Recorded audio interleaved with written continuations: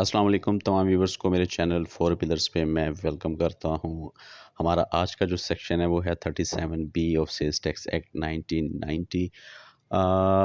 सबसे पहले मेरे चैनल फोर पिलर्स को सब्सक्राइब ज़रूर कीजिएगा, बेल आइकॉन दबाएं ताकि आने वाली हर नई नोटिफिकेशन आप लोगों को मिल सके। मैं आपको सेल्स टैक्स एक्ट के जो हैं वो लेक्चर्स दे रहा हूँ डेली बेसिस पे। शुरू करते हैं जी। Section 37B, procedure to followed on arrest of a person. ये जो पूरा सेक्शन है ना, ये डील करेगा,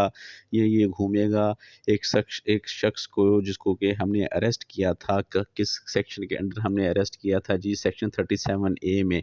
और उसने उस पे क्या ऑफेंस था जी? उसके ऊपर ऑफेंस था जो वो हमें सेक्शन 33 में पड़ा हुआ है। तो ये पूरा का पूरा जो सेक्शन है ये डील करता है एक सेक्शन को अरेस्ट करने करने के मुतल्लिक कि उसको कैसे अरेस्ट करना है, कैसे उसको आपने उसकी इंक्वायरी को आगे लेकर चलना है और किस तरह से आपने जुडिशल मजिस्ट्रेट या स्पेशल जज वगैरह के पास लेकर जाना होता है, कैसे उसका रिमांड लेना होता है। ये सेक्शन पूरा का पूरा इससे डील करता है। तो इसका सब सेक्शन 1 पढ़ते हैं जी कि when an officer of Inland Revenue authorised in his behalf arrest a person under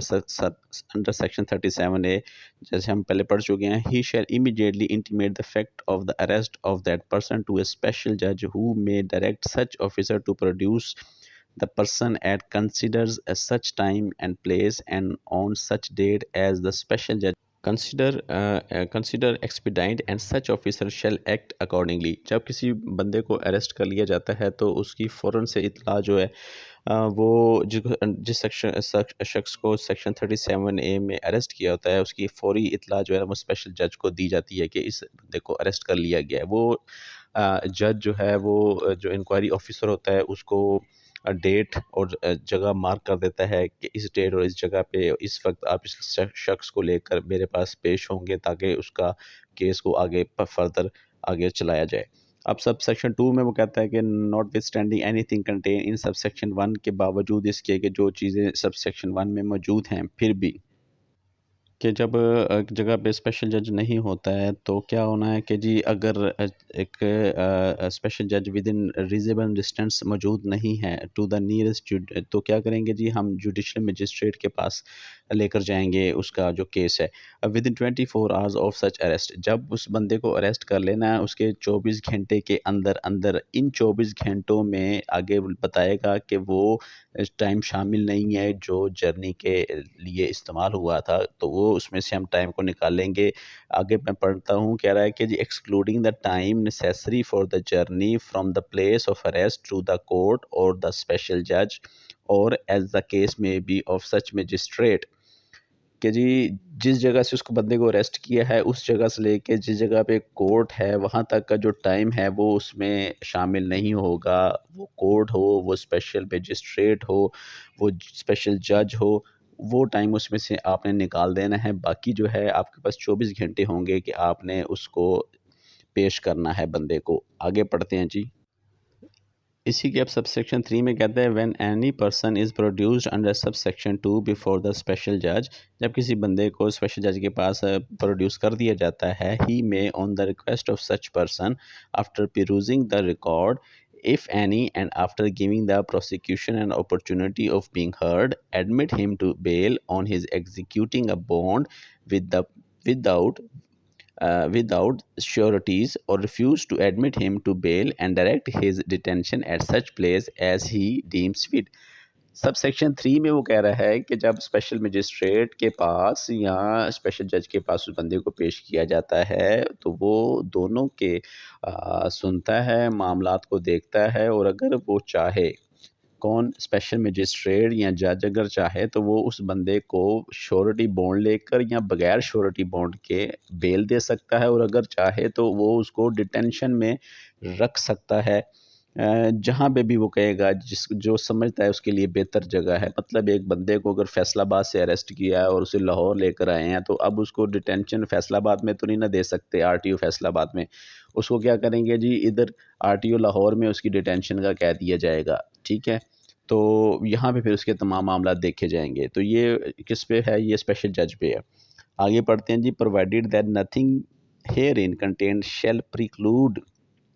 the special judge from cancelling the bail of any such person at a subsequent stage if एक बंदे को bell दे दी गई है लेकिन अगर चाहे special जज तो वो जब मर्जी उसकी बेल को कैंसिल कर सकता है जी for any reason he consider such cancellation necessary ठीक है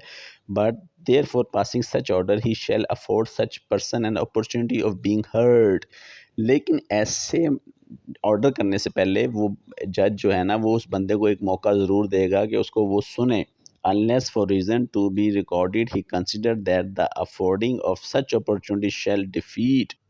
the purpose of this act कि इस एक्ट के पर्पस को वो ख़राब नहीं करेगा इस चीज़ को वो अपने पास रिकॉर्ड करेगा देखेगा कि मेरी इस फैसले से इस एक्ट का पर्पस तो कोई ख़राब नहीं हो रहा अब आगे पढ़ते हैं जी सबसेक्शन 4 इस सेक्शन का कहता है कि when such person is produced under subsection 2 before a special magistrate such magistrate may after authorising his detention in such custody at such place and for such period as he consider necessary or proper for facilitating his earliest production before the special judge direct his production before the special judge on time date to be fixed by him or direct such person to the forthwith taken to and produced before the special judge and he shall be so taken अब ये है कि जैसे हम पहले पढ़ चुके हैं कि एक जगह पे अगर स्पेशल जज मौजूद नहीं होगा तो केस को मजिस्ट्रेट के पास ले जाएंगे अब अगर मजिस्ट्रेट अगर ये चीज़ सोचता है या वो चाहता है कि जिसका केस जो है ना स्पेशल जज के पास ही जाना चाहिए तो वो मार्क कर देगा उस इंक्वायरी पे कि इसको स्पेशल जज के सामने पेश किया जाए उसमें वो लिख देगा कि एट अर्लीस्ट हो जितनी जल्दी पॉसिबल हो सके दूसरा ये कि किस डेट को किस टाइम पे और किस स्पेशल जज के पास जो उसकी प्लेस है वहाँ पे इसको लेके जाया जाए और इसका केस सुना जाए सब सेक्शन 5 में कहता है नथिंग इन सब सेक्शन 3 और सब सेक्शन 4 सब सेक्शन 3 में हम पढ़ चुके हैं जी कि वो बेल दे सकता है और सब सेक्शन 4 में है कि जी वो आगे केस को फॉरवर्ड कर सकता है शेल प्रिक्लूड अ स्पेशल जज वो किसी भी स्पेशल जज को मना नहीं करता ये जुडिशल मजिस्ट्रेट को ये जो सेक्शन है from remanding any such person to the custody कि वो उस बंदे को रिमांड में दे दें उस ऑफिसर के जो इस कस्टडी जो इस इंक्वायरी को चला रहा है मतलब ठीक हो गया जी कि वो चाहे तो वो उसको बेल दे दें वो चाहे तो वो उसको केस उसका स्पेशल जज को फॉरवर्ड कर दे वो चाहे तो वो उसकी बेल कैंसिल कर दे और अगर वो चाहे तो उसका रिमांड दे दे ये तमाम चीज़ें उसके इख्तियारात में शामिल हैं ठीक है अब क्या है कि जी that person if such officer makes a request in writing to that effect लेकिन वो रिमांड में कब देगा जब ऑफिसर उसको रिटर्न में देगा स्पेशल जज को या मजिस्ट्रेट को कि हमें इस बंदे का रिमांड दे उसके बगैर नहीं वो देगा चलिए अब आगे चलते हैं जी आगे पढ़ते हैं कि सब सेक्शन 6 में वो क्या कह रहा है सब सेक्शन 5 का कुछ पार्ट है जो मैं आपको पहले ही बता चुका हूँ ठीक है जी इसमें एक प्रोवाइजो है कि provided in no case the period of such custody exceed 14 days हाँ बड़ा इंपॉर्टेंट है ये आपको जो है ना पेपर में आ सकता है कि कितने दिनों की कस्टडी जो है ना वो मैक्सिमम दे सकते हैं किसी बंदे के रिमांड में जब कोई स्पेशल मजिस्ट्रेट या जज जो है ना किसी बंदे को रिक्वेस्ट पे इनलैंड रेवेन्यू अफसर की रिक्वेस्ट पे रिमांड देगा तो वो 14 दिन से ज़्यादा का नहीं होना चाहिए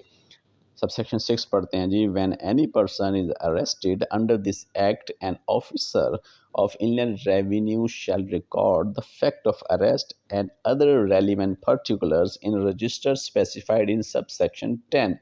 सबसेक्शन 10 में एक रजिस्टर के बारे में बताया गया है मैं आपको बता देता हूँ उसका नाम क्या है जी बल्कि आगे चल के पढ़ेंगे उस रजिस्टर को मेंटेन करना होता है तो ये उसके बारे में हमें बता रहा है subsection 10 and shall immediately proceed to inquire into the charge against such person and if he completes the inquiry within 24 hours of his arrest excluding the time necessary for journey as aforesaid he may after producing such person before the special judge or the nearest judicial magistrate ये subsection 6 जो है ना असल में पहले की सारी कार्रवाई को बता रहा है और उसके बाद कि एक तो ये है कि वो जब रिमांड में ले लेगा उससे पहले का जैसे ही वो उसको अरेस्ट करेगा तो 24 घंटे के अंदर अंदर एक तो उसने स्पेशल मजिस्ट्रेट को जो है ना वो जाके उस बंदे को पेश करना होता है तो उसका क्या करेगा जैसे ही अरेस्ट करेगा वो एक रजिस्टर है सबसेक्शन 10 में मौजूद है उसका नाम डिटेंशन रजिस्टर के नाम से है वो उसको मेंटेन करेगा उसके ऊपर उसके पर्टिकुलर्स नोट करेगा किस जगह से उसको गिरफ़्तार किया गया कितने बजे गिरफ़्तार किया गया उसका वहाँ पे कोई गवाहान मौजूद थे या नहीं थे, ये सब चीज़ें वो रिकॉर्ड करेगा उसमें।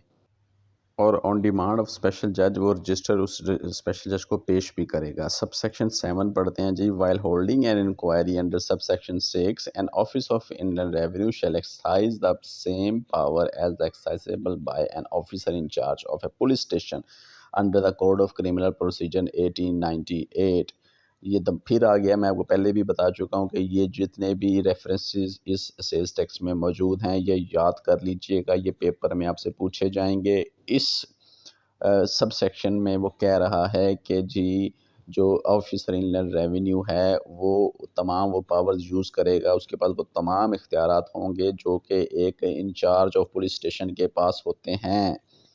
ठीक है जी। But such officer shall exercise such power subject to the foregoing provision of this section while holding an inquiry under this act. लेकिन क्या है कि जी उसके पास ये इख्तियारात सिर्फ और सिर्फ इस सेक्शन के अंडर उसको दिए जाएंगे जो कि वो इंक्वायरी कर रहा है किस पर्सन की, जो कि उसने गिरफ्तार किया है। ठीक है जी, चलें। यहाँ तक समझ आ गया तो सब सेक्शन 8 हम पढ़ते हैं जी। सब सेक्शन 8 कहता है जी, if any officer of Inland Revenue after holding an inquiry as aforesaid, कि जो पहले हम बता चुके हैं उसके अगेंस्ट एक बंदे ने इंक्वायरी हेल्ड की हुई है, is of the opinion that there is no sufficient evidence और reasonable grounds for suspicion against such person, he shall release him on his executing a bond with or without surety, and shall direct such person to appear as and when required before the special judge and make a report to the special judge for the discharge of such person, and shall make a full report of case to his immediate superior। अब क्या है कि जी वो inquiry कर रहा है। During inquiry जब उसको रिमांड दिया गया है, इस रिमांड के दौरान उसे पता चलता है कि जी इस बंदे के ख़िलाफ़ जो हमारे सस्पिशन थी, जो हमारा तहफ़्फ़ुज़ात थे वो गलत हैं, तो वो क्या करेगा कि जी वो उस बंदे को बॉन्ड लेकर या बॉन्ड या विदाउट बॉन्ड उस बंदे को रिलीज़ कर देगा। इन प्रैक्टिकल ऐसा नहीं होता। प्रैक्टिकली यही होता है कि उस बंदे को नेक्स्ट डे जो है ना स्पेशल जज या मजिस्ट्रेट के सामने पेश किया जाता है और अपनी इंक्वायरी उसको प्रेजेंट की जाती है, और फिर इस तरह से उस बंदे को जो है वो रिलीज़ किया जाता है। इसमें भी एक चीज़ मज़ीद ये ऐड करते जाएँ कि नेक्स्ट डे भी नहीं होता। जो क्या कहेंगे इसको, कि जो चीज़ चल रही है वो यही है कि जब उसके डेज़ जो पूरे हो जाते हैं रिमांडिंग वाले, फिर ही उसको जो है ना स्पेशल जज के सामने पेश किया जाता है, और स्पेशल जज ही डिसीजन लेता है कि उस बंदे को रिलीज़ किया जाए या ना किया जाए, बॉन्ड पे या विदाउट बॉन्ड, जैसे हम पहले सब सेक्शन 4 और 5 में हम लोग पढ़ चुके हैं। सब सेक्शन 9 में कहता है जी, द स्पेशल जज to whom a report has been made under subsection 8 may, after perusal of record of the inquiry, he hearing the prosecution agree with such report and discharge to the accused, or if he is of the opinion that there is sufficient ground for proceeding against such person, proceed with his trial and direct the prosecution to produce। मतलब वही बात है कि जी बात आ जाती है सारी किस पे जी, स्पेशल जज पे और या मजिस्ट्रेट पे, कि वो ही सुनेगा केस को, वो ही केस को आगे लेके चलेगा, और अगर वो समझे कि जी इंक्वायरी ऑफिसर ठीक कह रहा है तो वो उसकी बात मान लेगा, और अगर वो समझे कि इंक्वायरी अफसर की जो बात है वो ठीक नहीं है किसी वजह से, या उसमें कुछ कमी है, तो क्या होगा कि वो उसको आगे फॉरवर्ड कर देगा। ठीक है जी, फॉरवर्ड करने से मुराद ये है कि वो उसकी इंक्वायरी को मज़ीद आगे बढ़ा देगा। इसी सेक्शन का सब सेक्शन 10 पढ़ते हैं जी। An officer of Inland Revenue empower to hold inquiry under this section shall maintain a register to call register of arrest and detention. जी ये वही रजिस्टर है जो हम पहले सेक्शन 7 में पढ़ रहे, सब सेक्शन 7 में पढ़ रहे थे। अब हम उसका वहाँ पे सिर्फ इसका रेफरेंस दिया हुआ था, अब इसका नाम बताया उसने, और ये पेपर में भी आएगा कि register for arrest and detention क्या मतलब। Sub section 10 of section 37B के अंदर जो रजिस्टर है उसका नाम क्या है, तो ये आपसे पेपर में पूछा जा सकता है। अच्छा, अब in this prescribed form in which he shall enter the name and other particulars of every person arrested under this act, together with the time and date of arrest, the details of the information received, the details of things, goods, documents recovered from his custody, the name of the witnesses, and the explanation, if any, given by him,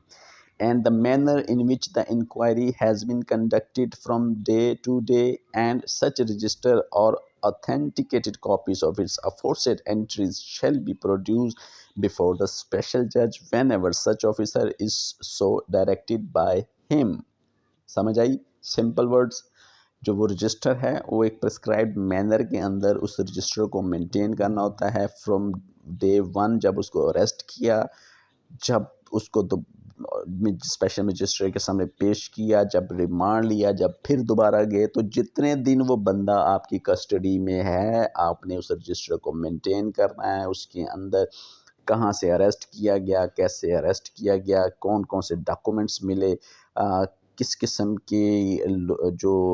गवाह वहाँ पे मौजूद थे उनके गवाह उनके जो है ना वो कलमबंद किए गए, ये तमाम चीज़ें आपने उस रजिस्टर में मेंटेन करनी होती हैं day by day.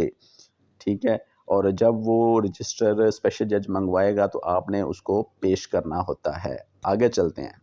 Sub section 11 पढ़ते हैं जी। नंबर एक बात तो मैं आपको यहाँ पे बताता चलूँ, काफ़ी लंबा सेक्शन हो गया हुआ है। और दूसरा ये है कि मेरे जो जितने भी लेक्चर्स हैं उनको ज़रूर सुनें, आप लोगों के कॉन्सेप्ट क्लियर होंगे। ठीक है, और कोशिश करें कि पूरी वीडियो देखा करें, और क्योंकि अगर दरमियान दरमियान से अगर वीडियो देखते हैं आप तो क्या होता है कि आपको पीछे वाली बात की समझ ही नहीं आती है कि पीछे क्या बात कही गई है। तो कोशिश करें लेक्चर पूरा सुना करें। और दूसरा ये करें कि अगर हो सके तो अपने उन दोस्तों को मेरे लेक्चर्स ज़रूर फॉरवर्ड करें जिन्होंने इंस्पेक्टर इनलैंड रेवेन्यू के लिए अप्लाई किया हुआ है। जी, तो चलिए शुरू करते हैं जी। सब सेक्शन इस 11 कहता है कि जी after completing the inquiry an officer of Inland Revenue shall as early as possible submit to special जज a complaint in the same form and manner in which the officer in charge of police station submit a report before a court. पहले पढ़ चुके हैं हम लोग कि जी code of criminal act 1898 के तहत उस जो इनलैंड रेवेन्यू अफसर है वो वैसे ही एक्ट करेगा जैसे कि एक इंचार्ज ऑफ पुलिस स्टेशन करता है। तो यहाँ पे भी यही कह रहा है कि वो अपनी इंक्वायरी को एज सुन एज कंप्लीट करेगा और ऐसे ही प्रेजेंट करेगा जैसे कि एक पुलिस ऑफिसर स्पेशल मजिस्ट्रेट को इंक्वायरी पुट अप करता है। सब सेक्शन 12 पढ़ते हैं जी। Magistrate of the first class may record any statement or confession during the inquiry under this act in accordance with the provision of section 164 of the Code of Criminal Procedure 1898। Paper में आपसे पूछा जा सकता है जी section 164 of code of criminal क्या है, तो आप बताएंगे कि मजिस्ट्रेट ऑफ फर्स्ट क्लास में रिकॉर्ड एनी स्टेटमेंट और कन्फेशन ड्यूरिंग इंक्वायरी। कौन सा मजिस्ट्रेट जी? क्लास 1 का मजिस्ट्रेट। ठीक है जी, यहाँ पे आपको दो क्वेश्चन आपके पेपर में आने के चांसेस हैं। Number 1 section 164 of code of criminal, और मजिस्ट्रेट ऑफ विच क्लास जी? फर्स्ट क्लास का। ठीक है, आगे चलते हैं जी, नेक्स्ट सब सेक्शन पढ़ते हैं। फर्दर सब सेक्शन में क्या कह रहा है कि सब सेक्शन 13 है जी, इस सेक्शन का सेक्शन 37B का कौन टाइटल क्या है इसका जी? बिल्कुल जी, क्या आपने अरेस्ट कर लिया एक बंदे को, उसको आपने उसकी इंक्वायरी को कैसे लेके चलना है। सब सेक्शन 13 में वो कहता है without prejudice the foregoing provision of this section, board with the approval of federal minister in charge may by notification in official gazette authorize any other officer working under the board to exercise the power and perform the function of an officer in a revenue under this section subject to such condition if any that it may deem fit to impose। इसमें simple सी बात है, पहले भी आपको बता चुका हूँ कि जो भी बड़ा फैसला होगा जिसको आप समझते हैं, पेपर में भी अगर आपको आ जाता है और आपको क्वेश्चन की समझ नहीं आ रही तो आपने उसमें ये चीज़ देख लेनी है कि जी क्या आया ये फैसला एक चीफ कमिश्नर कर सकता है या एक कमिश्नर कर सकता है? नहीं कर सकता। तो ऐसा कोई भी जो फैसला, जो बड़ा फैसला होगा वो बोर्ड करेगा, और बोर्ड का जो भी फैसला होता है वो ऑफिशियल गैजेट में उसकी प्रिंटिंग आती है, फिर उसको जो है ना काबिल एक्सेप्ट उसको तस्वर किया जाता है। इसमें भी कह रहा है कि अगर बोर्ड चाहे तो किसी भी ऑफिसर को जो कि बोर्ड के अंडर है, ठीक है, वो किसी भी ऑफिसर को इंक्वायरी उसके जो है ना ट्रांसफ़र कर सकता है या उसको अपॉइंट कर सकता है कि वो इस मामले को लेकर आगे चले। तो ये था जी आज का हमारा सेक्शन। उम्मीद करता हूँ आपको पसंद आया होगा। बस मैं अब यही कहूँगा आपसे कि मेरे जो भी लेक्चर सुन रहे हैं आप इसको प्लीज़ पूरा सुने और अपने दोस्तों को ज़रूर फॉरवर्ड करें। मेरे चैनल को सब्सक्राइब करके बेल आइकॉन ज़रूर दबाएँ। कल तक के लिए इजाज़त दें। कल इंशाल्लाह ताला हम 37 सी है सेक्शन, इससे आगे कोशिश करेंगे कि हम 40th तक कंप्लीट कर लें कल के लेक्चर में। इजाज़त दें जी, अल्लाह हाफ़िज़।